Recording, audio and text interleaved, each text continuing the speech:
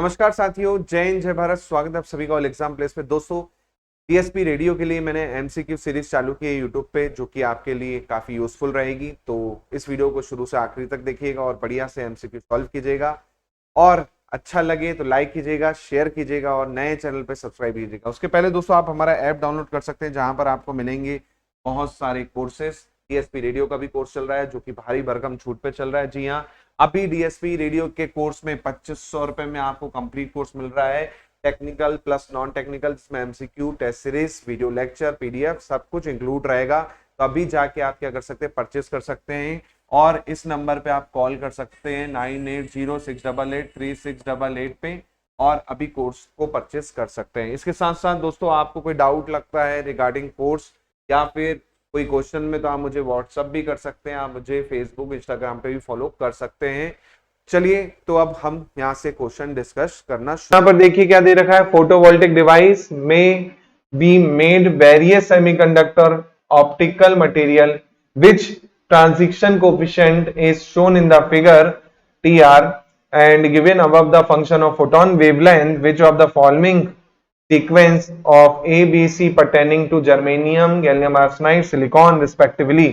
अब यहाँ पर सही स्ट्रक्चर आपको बताना है कि सही स्ट्रक्चर कौन सा होगा। चलो, तो सबसे ज्यादा आपको पता है, सबसे ज्यादा होता है सिलिकॉन में, देन जर्मेनियम में, उसके बाद आप देखेंगे तो आपका कौन देखने को मिलेगा, गैलियम आर्सेनाइड का मिलता है।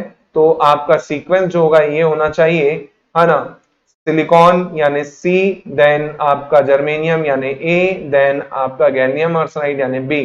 तो आपका आंसर हो जाना चाहिए सी ए बी। सी ऑप्शन हो जाएगा इसका आंसर, है ना, सी ए बी। सबसे ज्यादा आप देखेंगे सिलिकॉन की, देन आपके जर्मेनियम की, देन आपके गैलियम आर्सेनाइड की। सी ऑप्शन इसका आंसर हो जाएगा। चलिए नेक्स्ट क्वेश्चन देखिएगा।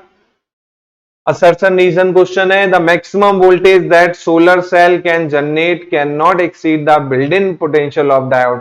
सोलर सेल की बात हो रही है। सोलर सेल आपके सिलेबस में उतना है नहीं, बट आपको थोड़ा बहुत पता होना चाहिए कि फोटोवोल्टिक इफेक्ट पे सोलर सेल काम करता है ना। और जो पॉपुलरिटी सोलर सेल है वो आपके कैडियम हो गया, है ना, इससे यूज होते हैं। और जनरली आपका ट्रैफिक सिग्नल लाइटिंग में सोलर सेल का यूज होता है ना। और ज्यादा इसमें नहीं है, फॉरवर्ड बायस कंडीशन में वर्क करता है। कट इन वोल्टेज लगभग इसका 0 होता है। तो कुछ फैक्ट्स हैं जो आपको सोलर सेल के बारे में पता होने चाहिए, ठीक है। तो यहां पर देख लीजिए, पहला बोल रहा है maximum voltage that solar cell can be generated can not exceed built in voltage, बिल्कुल सही है ये। दूसरा बोल रहा है voltage generated by solar cell can be measure by connecting voltmeter across the terminal exactly in the contact potential of PM junction diode, बिल्कुल wrong है, नहीं कर सकते हम, ठीक है। तो यहां पर ए ट्रू हो जाएगा, आर फॉल्स हो जाएगा। मैच द फॉलोइंग, आपको डिवाइस दे रखी है, एप्लीकेशन दे रखी है, Hall element, vector diode, SCR और Schottky barrier diode, power control, microwave mixer, tunnelling element in tank circuit और सेंसर। चलो जल्दी से बता दो इसका आंसर क्या होगा, जल्दी से बता दो भाई।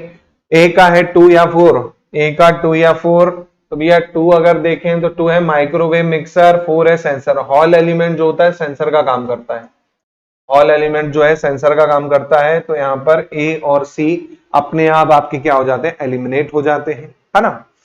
इसी प्रकार बी का है 1 या 3, तो वेक्टर डायोड जो है बेसिकली आपका पावर कंट्रोल में नहीं होता, टनलिंग टैंक सर्किट का काम करता है। तो बेसिकली 3 हो जाएगा इसका। तो 3 हो गया तो जाहिर सी बात है आंसर हो जाएगा डी ऑप्शन। सी का हो जाएगा 1। एससीआर जो है पावर कंट्रोल है ना, पावर कंट्रोल सर्किट होता है एससीआर।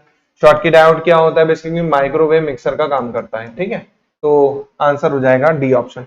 नेक्स्ट क्वेश्चन है फोटो ऑफ एनर्जी। अब ये भी आउट ऑफ सिलेबस क्वेश्चन है, इसको आप मत कीजिए क्योंकि अब वो सिलेबस में नहीं रहा, है ना। इसको आप नहीं कीजिएगा 24वें नंबर क्वेश्चन को, ठीक है। इसको जरूरत नहीं है करने की, ठीक है। बाकी आप करना चाहें तो इसका एक फॉर्मूला होता है, आर इक्वल टू होता है आईपी अपॉन पी, है ना। आईपी अपॉन पी करके फॉर्मूला होता है, ये आप लगाना चाहें आईपी अपॉन पी नॉट, ये फॉर्मूला होता है, ये आप लगाना चाहें लगा सकते हैं इसमें, है ना। आउटपुट फोटो करंट है और इंसिडेंट ऑप्टिकल पावर है ना यहाँ पर। और आर जो है आपकी क्या है, रिस्पॉन्सिबिलिटी है। तो फोटोन एनर्जी दे रखी है है ना, और आपकी रिस्पॉन्सिटिविटी दे रखी है, आपको करंट बोलना है तो आप इस फॉर्मूले में पुट कर लीजिए, लगाना चाहे निकाल सकते हैं यहाँ पर। ये 0.65 है ना दे रखा है, और ये निकालना है, और ये आपका दे रखा है। ठीक है, तो इसको आप सॉल्व करना चाहे कर सकते हैं, आउट ऑफ सिलेबस है, अब नहीं है सिलेबस में। Next, which of the following is the example of electroluminescent device. चलो बता दो इनमें से कौन इलेक्ट्रोलुमिनेसेंट डिवाइस है, जल्दी से बता दो।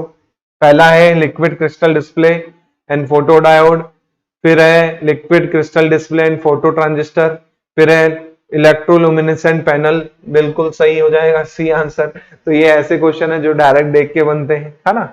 चलो नेक्स्ट क्वेश्चन है, consider the following statement in respect to phenomena population inversion. Phenomena population inversion, पहला है it means population in higher state is higher than the lower state, it is observe under thermal equilibrium, it increase rate of spontaneous emission, और it increase the rate of stimulated emission. चलो जल्दी से बता दो क्या होगा इसका answer. चलो तो इसका जो सही आंसर है पहला वाला बिल्कुल सही है कि higher stage is higher than the lower state, जाहिर सी बात है, और आपका it increase the rate of stimulated emission, D answer हो जाएगा। ठीक है, चलो नेक्स्ट क्वेश्चन है, match the following. Same question आ चुका है लगभग, है ना। गन डायोड आपको पता ही है किसका काम करता है, जेनर का काम क्या है ना। तो जेनर का आपको पता ही है वोल्टेज कंपैरिजन का हो जाएगा, ए का आपका बी का आपका हो जाएगा फोर्थ, है ना। तो दो ऑप्शन वैसे ही कट जाएंगे। तो मेरे हिसाब से ये क्वेश्चन आप डायरेक्ट कर सकते हैं, इसमें कोई दिक्कत नहीं है ना, डायरेक्ट कर सकते हैं। तो ए का तो फोर्थ हो गया, बी का फोर्थ हो गया, तो दो ऑप्शन कट गए आपके, है ना, दो ऑप्शन कट गए। गन डायोड आपका दे रखा है माइक्रोवेव ऑक्सीलेटर, और दे रखा है आपका फ्रीक्वेंसी मॉड्यूलेशन में। इसके बाद वैरेक्टर डायोड का भी आपको पता ही है दोस्तों, वैरेक्टर डायोड का काम क्या होता है ना।